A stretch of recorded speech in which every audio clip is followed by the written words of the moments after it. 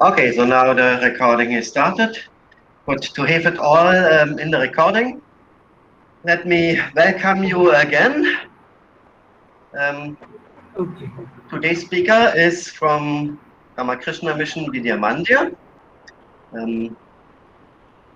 MSc student Saikat Goswami, and he will talk about prime numbers and irreducible polynomials.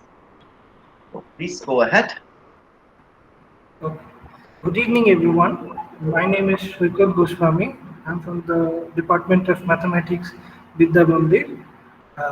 Today, I will be talking about prime numbers and irreducible polynomials. Hope you all are doing good in this time. So, I will give a brief overview of the presentation and then I will start with it. So, I'll move to the next slide. And that's the overview of my presentation. So, we all are familiar with prime numbers and irreducible polynomials. Taking a quick look at them, an immediate conclusion is irreducible polynomials are analog of prime numbers in polynomial rings. But there are certain conjectures which shows that the connection between them goes much deeper. One such is the Bunyakuski conjecture. It was claimed in 1854, which is still an unsolved problem. But it won't be difficult. Can I just interrupt you 1 second? Your sound is not the very best. One can understand you, but it's somehow there's some echo. Or it's not very clear. Can you improve that somehow? Maybe go closer to the to your device. I will try my best. Yeah. If not, then yeah.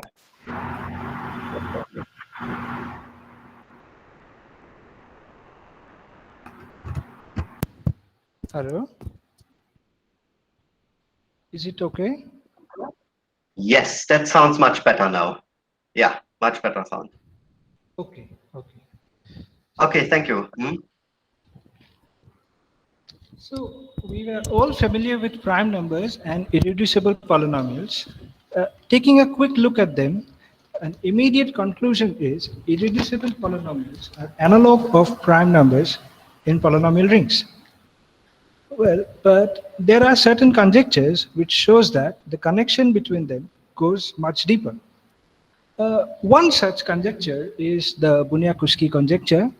It was claimed in 1854, which still remains unsolved. But it won't be difficult to see that the conjecture, the converse of the conjecture is true, and it will give an irreducibility criterion for the polynomials in ZX. The converse which we obtain from the Bunyakuski conjecture is actually gives us an irreducibility criterion, although the applicability of it is very poor. So in 2002, Professor Murthy gave a stronger version of the converse of this conjecture, which is named as the Murthy's irreducibility criterion, which, having a few limitations, was further generalized in 2005 by Professor Kurt Griesmer, which I will show and prove in this presentation. And then we will finally move to the third part of the presentation, which will deal with constructing irreducible polynomials using prime numbers. So first I will start with the Bunyakuski conjecture. The aim of this conjecture is to produce prime numbers from irreducible polynomials. The statement is, we take a polynomial from ZX with three assumptions. The first one is the leading coefficient of f is positive. The second is f should be irreducible. The set Fn, where n runs over natural number, has no common divisor greater than 0. If these three conditions holds, then the sequence Fn will contain primes infinitely often. Okay, I will show an example here. So this is a polynomial which satisfies three conditions. And by the conjecture, we can tell that the sequence Fn contains prime infinitely often. This conjecture is still one of the major unsolved problems in number theory when the degree of the polynomial is greater than 1. Uh, but when the f is linear, the conjecture is true, and that follows from the Dirichlet's theorem on infinitude of primes in arithmetic progressions. The statement is known as the Dirichlet's prime number theorem. It is given any two natural number a and d, co-prime natural number a and d. There are infinitely many primes of the form a plus nd, where n is a positive integer. Now we will move to see, we'll actually investigate the assumptions in the conjecture one by one. So there were three assumptions. So the first one was the leading coefficient should be greater than 0. Now I will show that this condition is a necessary condition. So we will assume that the sequence Fn contains prime infinitely often, and that would imply that the leading coefficient is positive. Okay, let's assume if the leading coefficient was less than 0, then fx would have been less than 0 for all large x. Then Fn would be prime for at most finitely many n. So that would contradict our assumption, and hence making the first assumption a necessary condition. Then the second assumption was f is irreducible. Well, let's assume, and we will show that this is also a necessary condition. Okay, let's assume on the contrary, that f was irreducible, and then g and h be two non-trivial factors of f. Then fn would be equal to gn times hn for all n.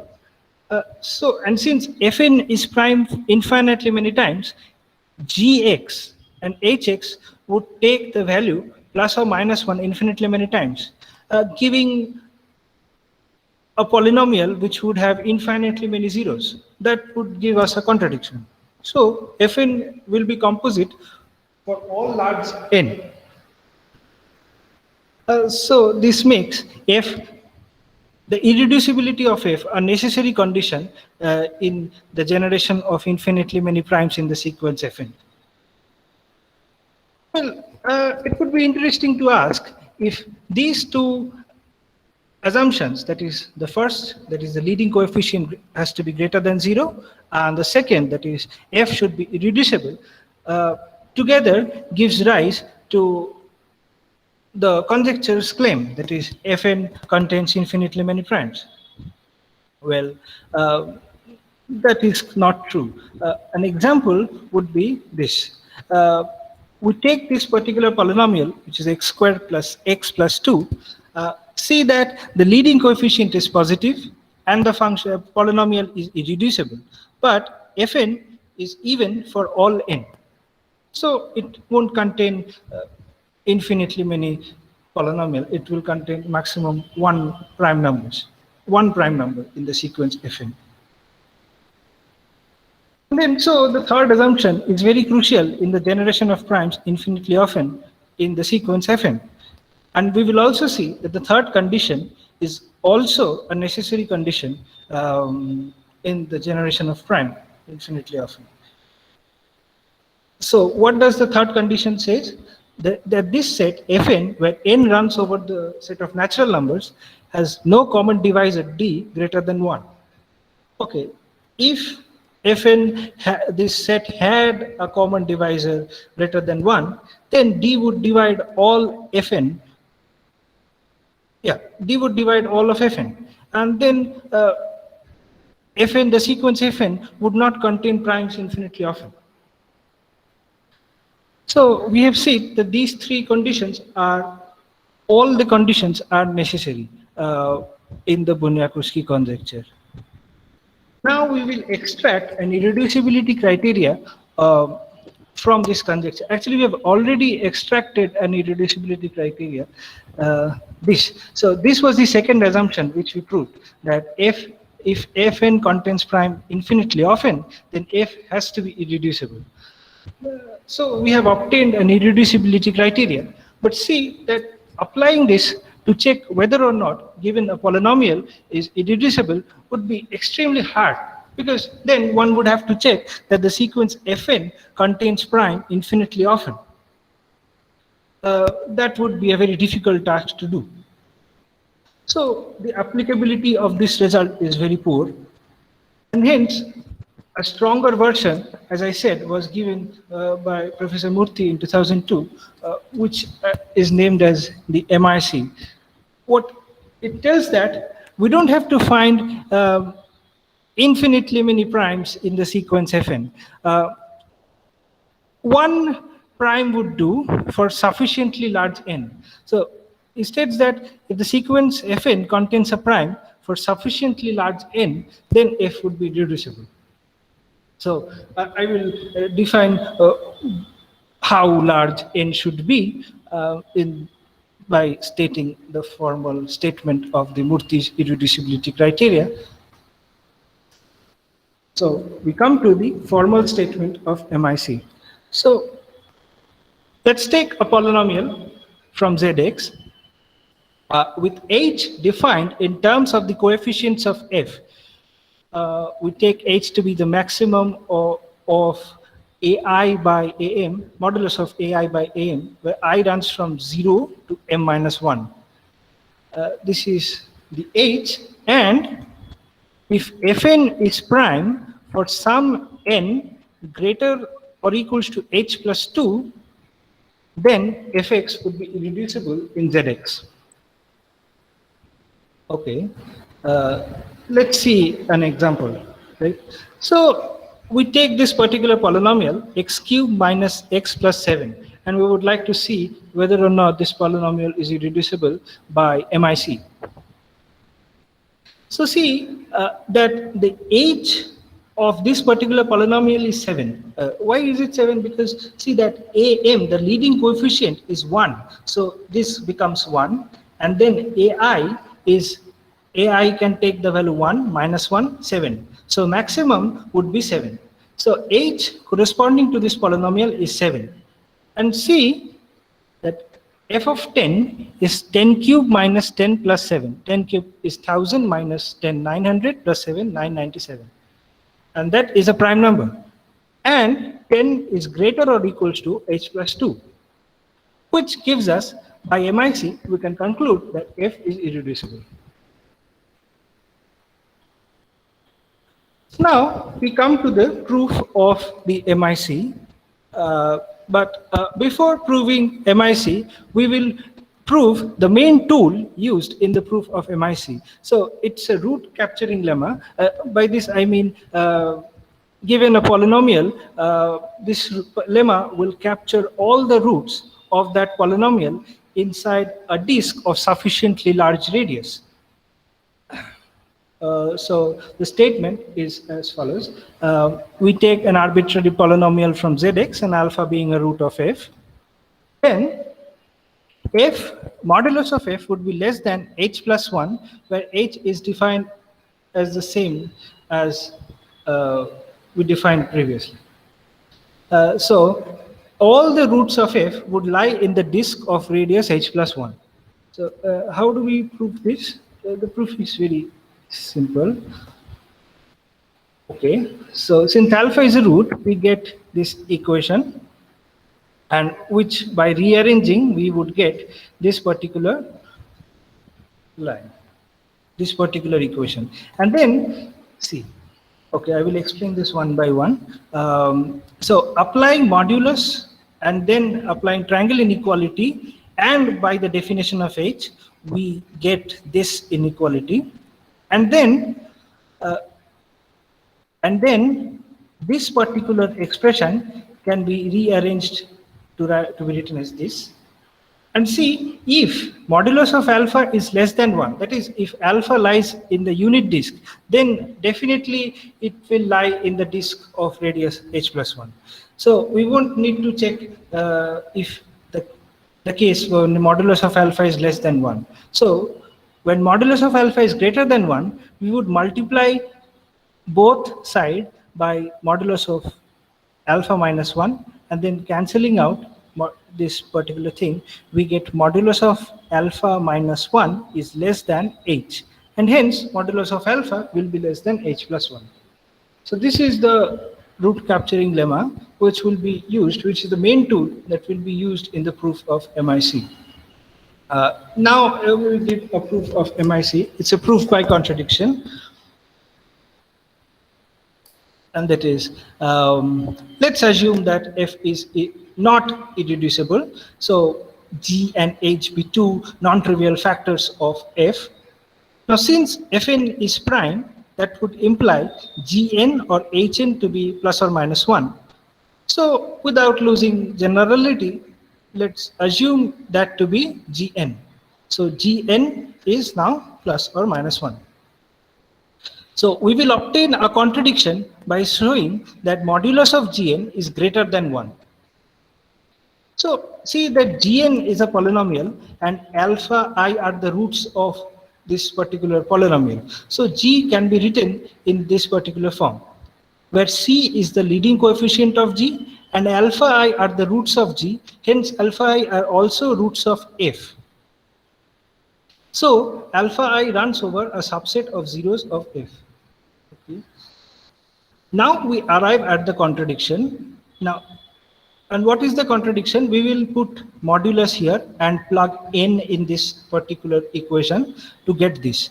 Since c is greater than 1, we will get this inequality, and n, and now in this part we will apply the root capturing lemma. That is, alpha I is less than h plus 1. So this minus of alpha is greater than this, and hence the product is greater than this particular thing, which in turn is greater than 1, and hence modulus of g of n is greater than 1. Hence we have obtained a contradiction and have proved the MIC.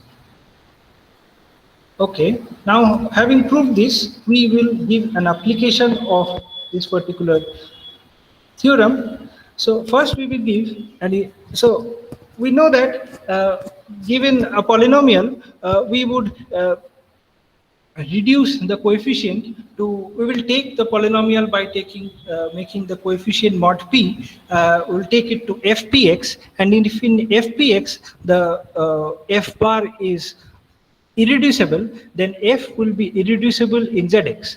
But then there are many polynomials which are reducible mod p for all p. Then that tool for checking irreducibility won't work. So I have given here an infinite family of such kind of f. So that is, for any a, if you consider this polynomial, that is x square x to the power 4 plus 4a plus 2x squared plus 1 is reducible mod p for all p. Now the proof for this is very long, so I have written it and uploaded it on Stack Exchange and given a link to it in the reference. So if you want, we can discuss it in the last. So I have omitted the proof here. So let's assume, let's believe that this is reducible mod p for all p, and now we will show by MIC that in ZX this polynomial is irreducible. So if you plug in a equals 1, the polynomial becomes this, and the age corresponding to this polynomial is 6. And then f8 is a prime number, and 8 is greater or equals to h plus 2, since h is 6. So by MIC we can conclude f is irreducible. And then plugging in a equals 2, we get this polynomial, and the age of this polynomial is 10, and f of 18 is a prime number, and 18 is greater than, obviously it is greater than 12, and hence f is irreducible. Then a equals to 5, the polynomial is this, and age is 22 for this particular polynomial. And if 204 is a prime number. And 204 is definitely greater than h plus 2, hence f is irreducible. But then you can see that the computations can go really large in this tool. By checking irreducibility of a polynomial by MIC, the computations can go really large. And note that all these numbers, 8, 18, 204, they are the smallest number greater than h plus 2 for which fn is prime. So the computations will go very large. So there are two ways to modify this particular theorem. One is by lowering the bound h plus 2, and other is by obtaining something. So we would see, so the first thing is maybe we will try to lower the bound h plus 2, and then we will see if things work out. So can we define the bound from h plus 2 to even by 1, that is make it from h plus 2 to h plus 1? So see, the lower bound obtained is the best possible, because I have a counter example. See, look at this polynomial. It is clearly seen that it is reducible in Zx, and the age of this polynomial is 9, and f of 10 is a prime number,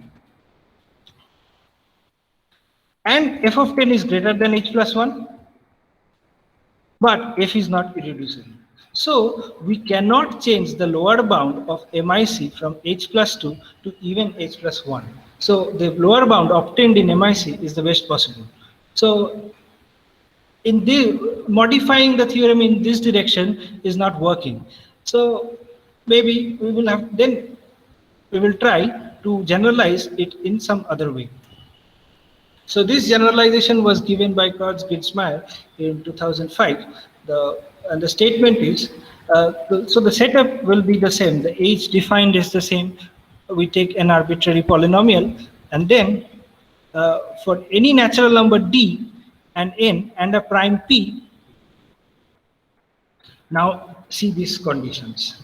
If f of n is equal to plus minus d times p, and n is larger than h plus d plus 1, and p does not divide d, then f is irreducible in Zx.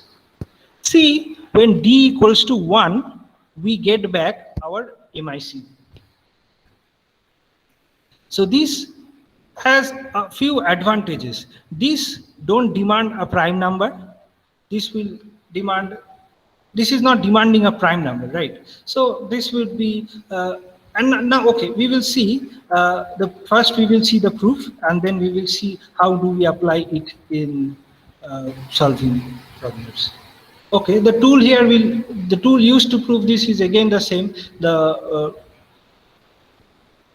root location theorem, root capturing lemma, and then we will prepare for it.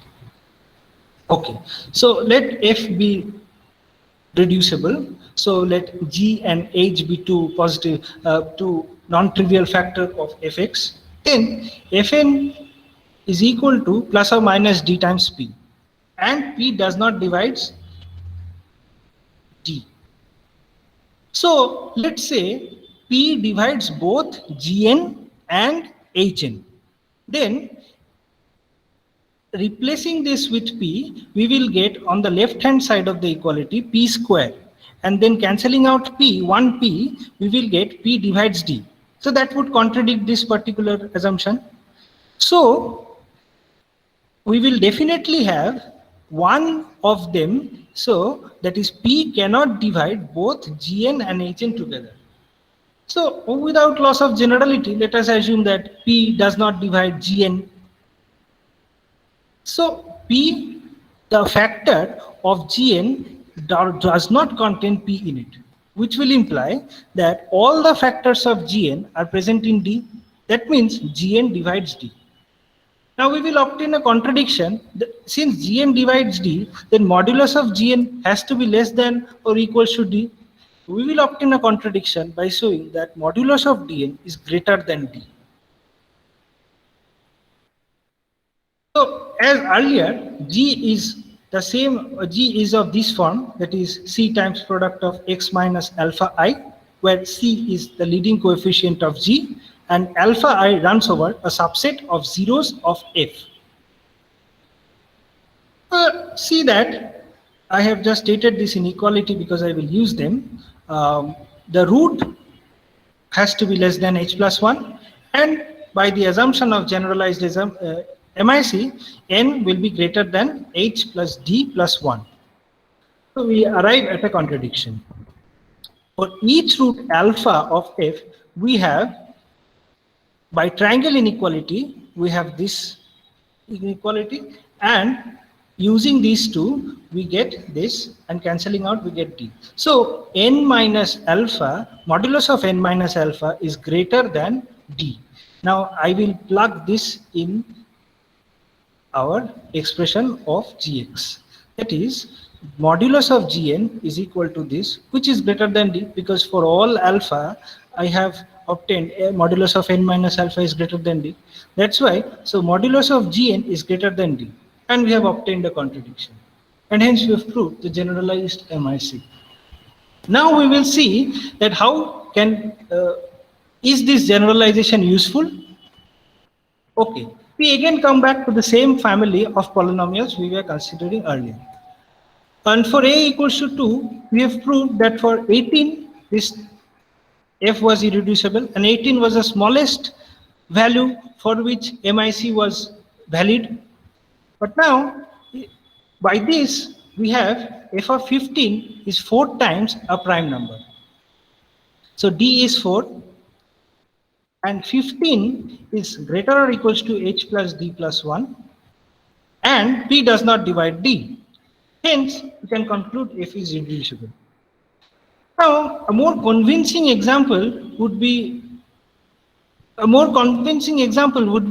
the case when a equals 5.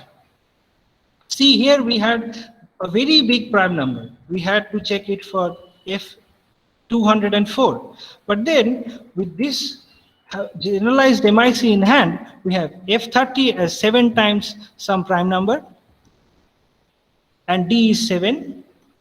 30 is greater or equals to the h plus d plus 1, and definitely this prime number does not divide 7, and hence f is irreducible. This is the use of the generalized MIC. So this was one part, and the next part we will go on, the last part of the presentation, that is, we will try to construct a reducible polynomial using prime numbers.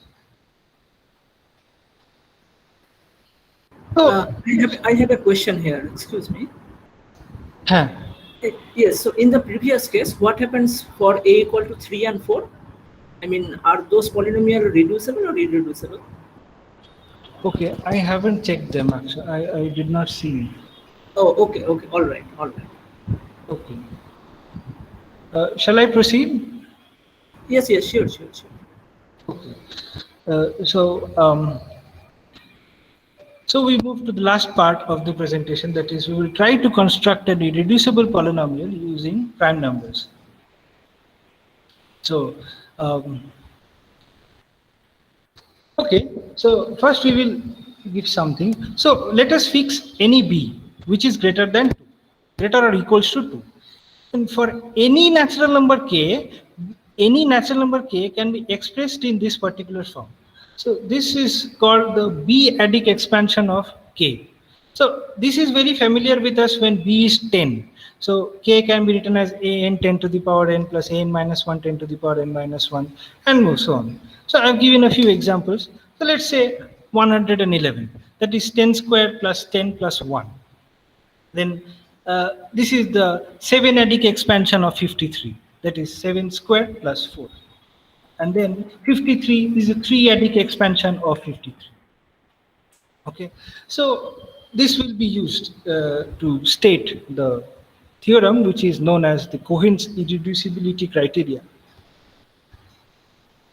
So let us take any natural number b which is greater or equals to 2 and a prime number p with the b-adic expansion of p I have written, and the condition is ai should be greater or equals to 0 and should be less or equals to b minus 1. Then the polynomial fx, that is, I replace all the b with x and I get an x to the power n plus an minus 1 x to the power n minus 1 plus all the way up to a0 is irreducible in zx. Okay, before proving this, let's see how useful this tool can be. Okay, let's take b equals to 10. And then we can see that 997 can be expressed in this form. It is 9 times 10 square plus 9 times 10 plus 7. Then fx, that is 9x square plus 9x plus 7 is irreducible. Okay, I will give another example. I will use one single prime number to produce 9 irreducible polynomials. How will I do that? This is the 2-adic expansion of 101. Okay, this is the 3 and 4-adic expansion of 101. And then we go on for 5, 6, 7, 8, 9, 10. All these are the expansion. And all the corresponding polynomials to these things are irreducible. So one single prime number has generated so many irreducible polynomials. So you can see that how important and how useful tool it is. There is no such computations like MIC. We have to compute large values, but there is no computation. We can, without any computation, we can tell even a 6-degree polynomial whether or not it is irreducible. Right? Okay. So now, having stated such a beautiful thing, I will go on to prove this lemma and conclude the talk. So before proving it, I will show the importance of this particular condition, that is the positivity of the coefficient plays a very important role in Cohen's theorem. How do we show that? See that f of 1 is a prime number and the expansion in this form, but the corresponding polynomial x cubed minus 9x squared plus x minus 9 is reducible in Zx. So this shows that the positivity plays a very important role. Positivity of the coefficients play a very important role in Cohen's irreducibility criteria. So now we will move to prove Cohen's theorem. Before proving it, we will prove the main tool, not prove, but we will discuss the main tool used in the proof of Cohen's claim. So we will state another root capturing lemma, and it is, we'll take a polynomial and suppose the first leading coefficient is greater than 1 and the second coefficient, that is an minus 1, is non-negative and ai is less than h for some positive constant h. Then any complex 0 of f will either have a non-positive real part or will satisfy this inequality. Okay. The geometrical meaning would be all the roots of fx will lie in this particular shaded region. That is, either it will lie in the left half plane or it will lie in the given disk if it lies in the right half plane. So the strategy of the proof will be to, I will not prove this result, I have just stated the strategy. We will show that any complex number z which lies on the right half plane and outside the open disk of the given radius will have fz non-zero. Hence, any root, if there is all the roots will have to lie on the shaded region. So, having stated this second root capturing lemma, I will prove the Cohen's irreducibility criteria. So again, we will take two non-trivial factors of f, and f of b is prime, which will imply gb or hb is plus or minus 1. Without losing generality, let us assume it to be gb. And again, then g is of this form, which is c times the product of x minus alpha I. And then we will deploy the second root capturing lemma. What do we do with it? So every root of f either lie on the left half plane, or if it lies on the right half plane, it lies inside the mentioned disk. So we arrive at a contradiction by this. We will consider the mentioned two cases separately. First, we will see that if alpha lies on the right half plane, then we will immediately have that modulus of b minus alpha is greater than 1. And then in the second case, we get this inequality from the second root capturing lemma, and this particular inequality which I have highlighted holds for b greater or equals to 3. But Cohen's theorem was, see, if I plug in 2, then 1 plus root over 5 by 2 is not less than 2 minus 1, that is 1. So the proof fails when b equals to 2. But Cohen's theorem was valid for b greater or equals to 2. So, but for b greater or equals to 3, this proof is valid. So we will first go with assume that b is greater or equals to 3 here, and then we will so for any b greater or equals to 3, this inequality holds, and hence modulus of b minus 1 is greater than 1. So modulus of b minus alpha is greater than 1 for each I, and hence this will contradict the fact that modulus of gb is 1, as the g is of this form, and this will imply that modulus of gb is greater than 1. So we have arrived at a contradiction, but this proof breaks down in the highlighted inequality when b equals to 2. So to extend the proof of Cohen's claim so as to cover the case b equals to 2, we need to develop a new tool, but it is similar to the other one. I've just discussed the strategy. The strategy will be to take a non-trivial factor gx of fx with modulus of g2 will be 1. And then after investigating the properties of all the complex root of gx, we will obtain the inequality modulus of g2 is greater than 1, giving a contradiction, hence coming to the conclusion that fx is irreducible for the case b equals to 2. So that will be all. So to conclude, that we have obtained 3 irreducibility criteria. One is the MIC. We have also obtained an irreducibility criteria from Bunyakovsky conjecture, but the applicability was very difficult. So let's say that we have obtained 3 irreducibility criteria. One is MIC, the other is the generalized MIC, which reduces computations in MIC from MIC, and the other one is the Cohen's irreducibility criteria, which generates irreducible polynomials from prime numbers. So that's all for the talk, and I have given the references here. Thank you. Now you can ask question. Yeah, okay. Thank you for the nice talk about the interesting, very useful for application topic. Are there any questions?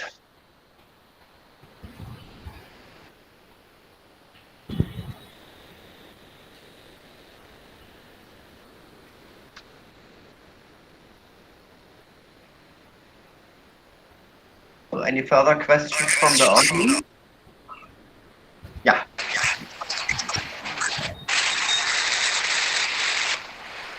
So,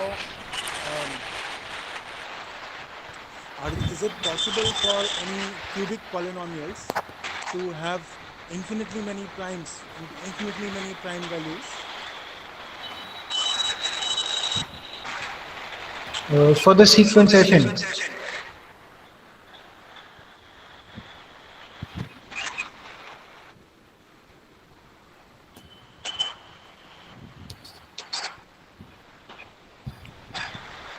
No, unfortunately, Ashok's volume is very low. I cannot hear anything.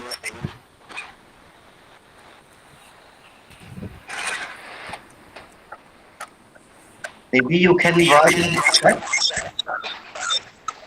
So there is an echo in the sound. Same voice is distributed. So there's some sound problem. I think turn off the microphone. No, Ashosh sound is still mute. because we have here equal.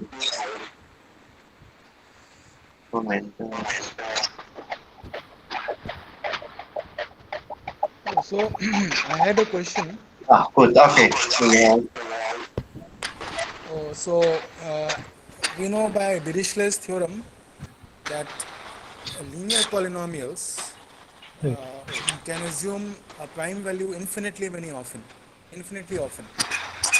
Yes, sir. So what about the quadratic polynomials?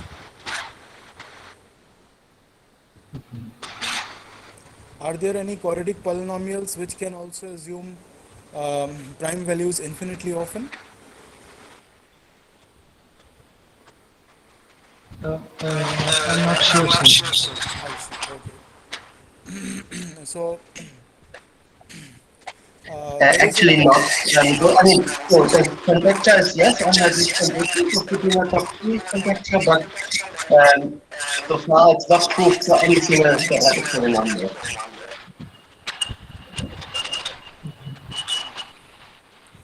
I see. I should turn off my mic, then I can hear you better. Stefan, I think I should turn my mic off. Yes, that would be better.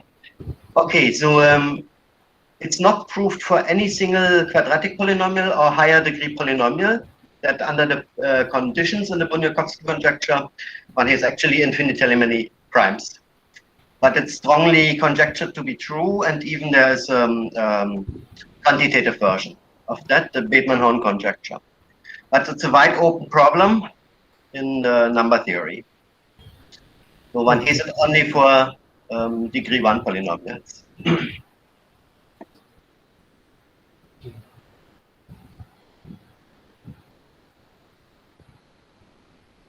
So in particular, this, the case x squared plus 1 is a famous polynomial. The conjecture that it takes infinitely many prime values, but it's wide open. All right. Yeah, are there other questions? Thank you. Okay. Yeah, are there other questions? Yes, I have one question. In this slide, where you showed 101, using that prime number, you showed 9 irreducible polynomials. Which slide? Ashish, you sure? Yeah. Yes, so thank you, sir. In that 101, that prime number, using that prime number, you showed 9 irreducible polynomials, right? Yeah. So can you go to that slide? Right.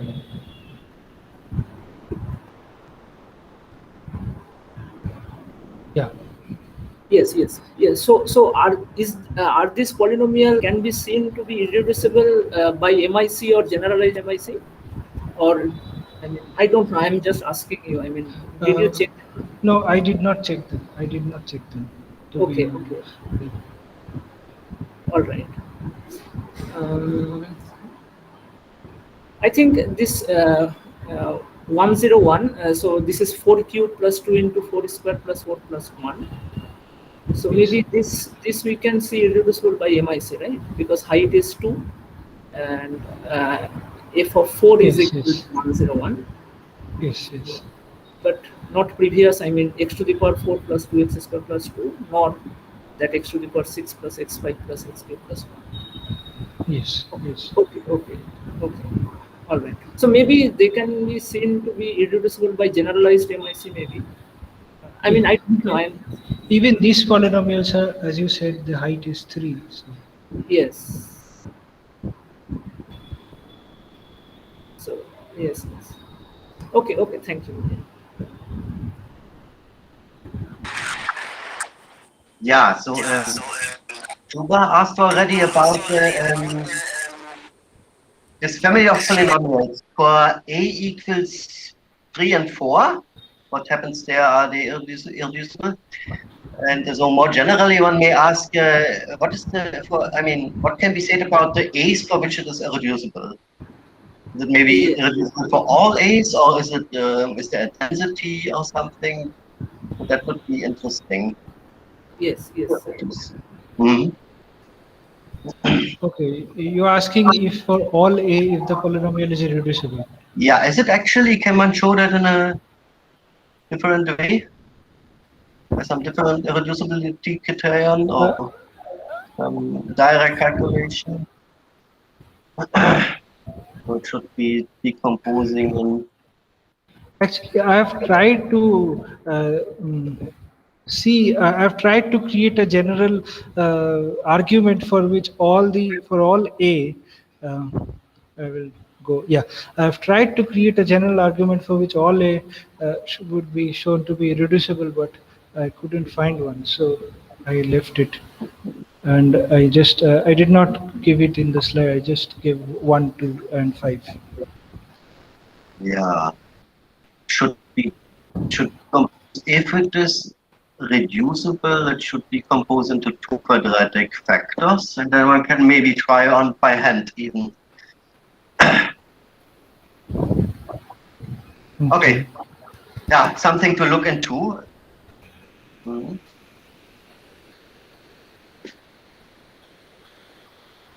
Yes, good. Are there other questions?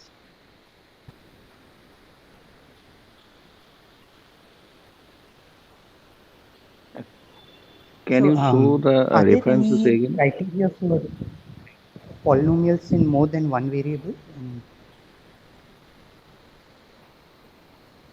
Can you ask again? I did not understand.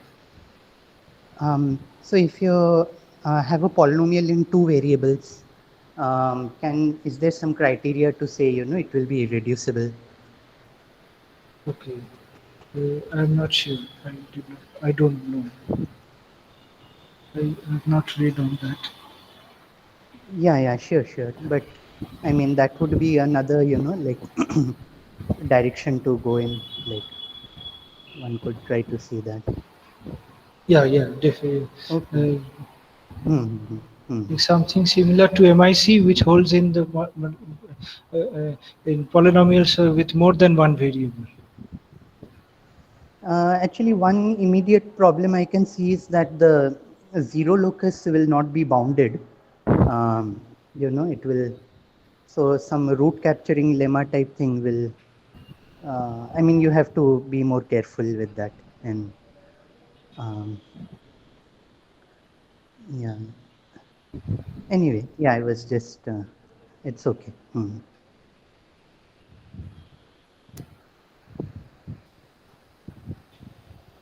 Okay. It's fine. Yeah.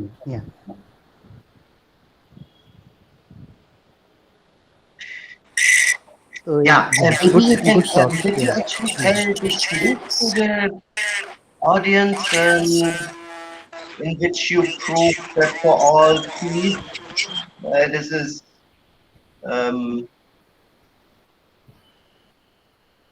yeah, so that for all P, yeah, okay. So you claim here on that slide for any A, this is reducible mod P for all P. Did you show the link to the proof? Yeah, you want to see it? Yes. So I Okay. actually, I looked at that. You sent me that, and it would be good if you could show that to the audience. Okay. Actually, not difficult.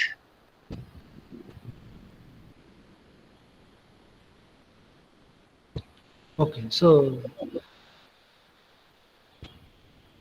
what we do is we replace x square by y, and then the equation becomes this, that is y square plus 4a plus 2 times y plus 1. So solving this equation becomes 0. Solving this equation, we get 2 roots, right? And then replacing y by x square, we get all the roots of the polynomial fx, and namely these are the 4 roots. And see that there are 3 ways of expanding this quartic. So how do we do that? So I will multiply x minus x1 with x minus x2, another is x minus x1 with x minus x4, and the other is x minus x1 with x minus x3. And solving it, we will see that all are square terms except for minus a, minus of a plus 1, and a times a plus 1. So somehow, if so, fx can be factored in the above three ways. So we consider any p. Okay. So see, if minus a is a square element in fp, then there exists a b such that minus of a is equal to b square. So factoring fx as in a to 1, that is this, we get, see, I will replace minus a with b square. So this is of the form a square minus b square. So a plus a minus b, a plus b. So this is this. So we get a factorization in fpx. And now let's say if minus of a plus 1 is a square element, then we will factor this, we will replace this with c square, and we will get another factorization. Now let's say that both of them are not having a square element, are not square element. So definitely the product will be a square element in fp. Hence we again will get a factorization of fx in fp. Hence we have fx is reducible mod p for all p. So that's the proof. Yeah, very nice. Yeah, thank you for presenting that as well, because it's not so difficult, but it's very clever.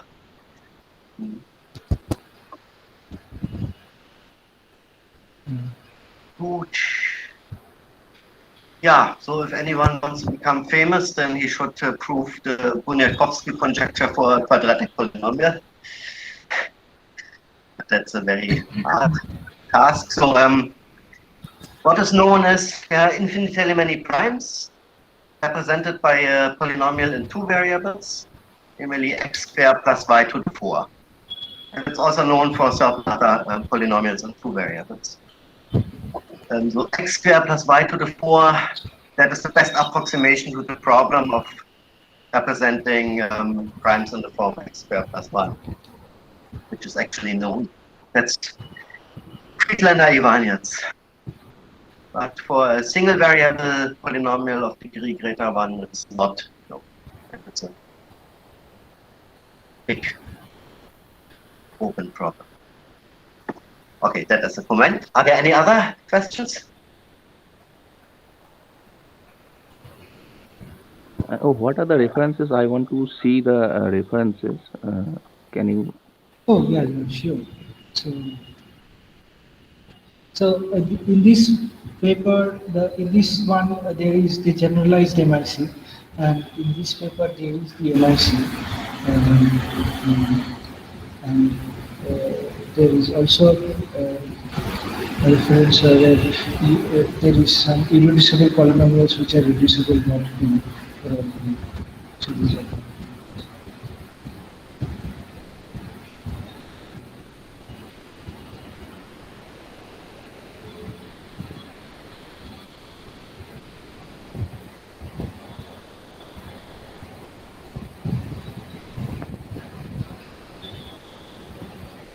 Okay. If there are no other questions, then let's thank the speaker again. So I hope my camera is on.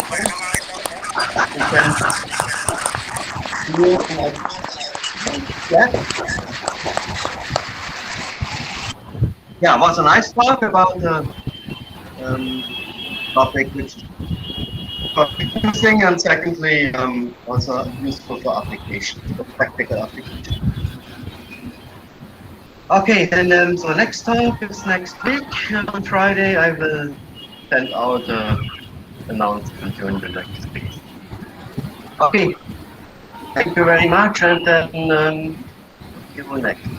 I will now stop the recording.